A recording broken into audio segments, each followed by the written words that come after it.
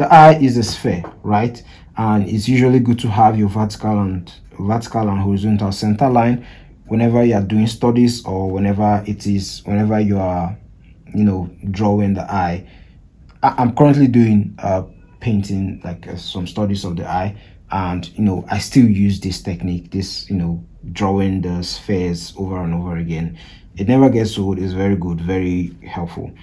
An exercise you can do to familiarize yourself with this is just, you know, draw the eyeball over and over again and try to draw it in different angles, like I've stated before. That most people make the mistake of putting the pupil. They make the mistake of putting the pupil here, right? The pupil is not there. Like, they try to put the pupil here. No, the pupil is around this area.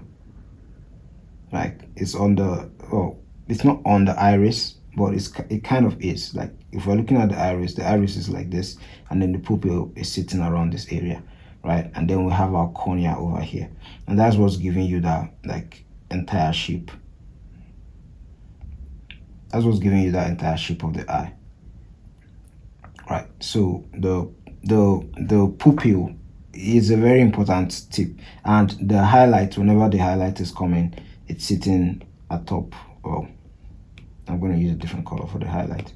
The highlight is going to sit around here on top of the cornea, right? On top of the cornea. So the next thing we are going to move on to is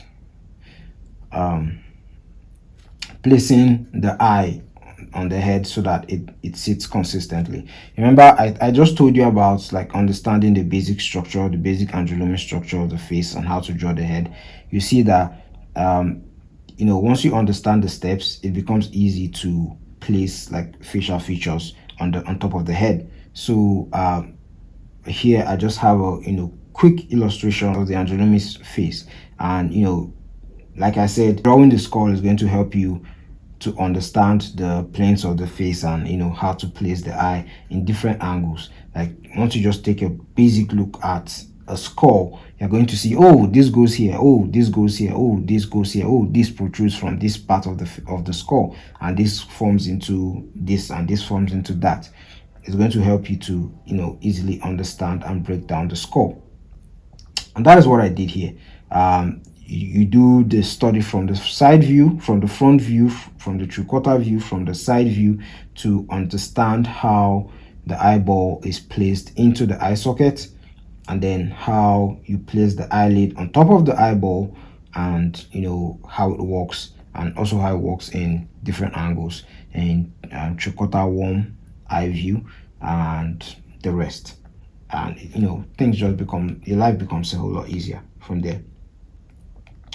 So the next thing is the mechanics of the eye, or how the eye moves, right? Whenever your eye is wide open, whenever your eye is in a neutral position, your eyeball is in a neutral position, you're going to see mostly the eyeball remains the same, right? The only thing the eyeball does that is different is that the eyeball itself moves. There are muscles in the skull, right? There are muscles in the skull, I think, that hold the eyeball, and you know, help with its, like, that holds the eyeball together and helps with its rotation and movement. Not rotation per se, like, it helps with its movement, like from side to side. And whenever your eyeball moves from one side to another, it's whenever your eyes is wide open, the covering, the eyelid, right? Remember what I said about the eyelid being like sort of like the mouth, that you know, it can open as wide as possible. So imagine this being the eyeball and this being the eyelid, the eyeball, the eyelid, right? It opens and it shows like the full iris. You can see the full iris, and you know, whenever it's closed, you see less of the iris. You see less of the iris, like this. You need to have this visualization at the back of your head whenever you're walking. And another thing about the eyelid is that the upper eyelid sits on top of the lower eyelid.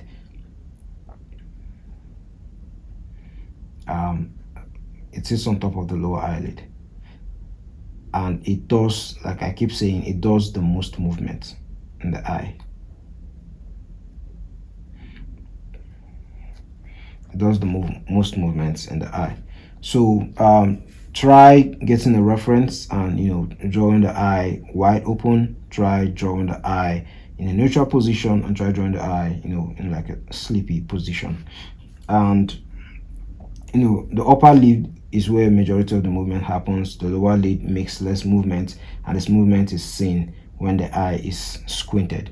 So this is an example of when an eye is being squinted, and then you see that the distance between the eyebrow also comes down a bit. The different angles of the eye, foreshortening comes in play, just like with every single facial feature.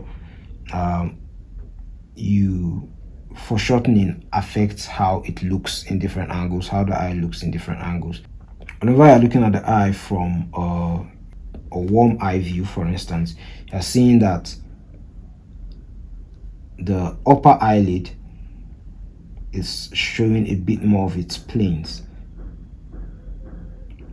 in comparison to the lower eyelid.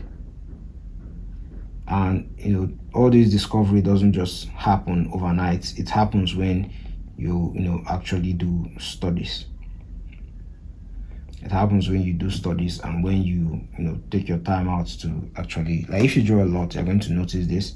But most of the time it's not like wholeheartedly like open. It's not fully like understood unless you take your time most times to actually study it. And the same thing with when you're looking at it from a slightly higher view, you're going to see that your lower eyelid is going to show more of its planes in comparison to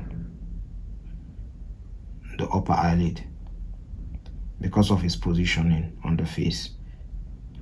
So these are things to remember whenever you're walking or whenever you're drawing. Always remember the skull. The skull is very important to any facial feature that you're drawing.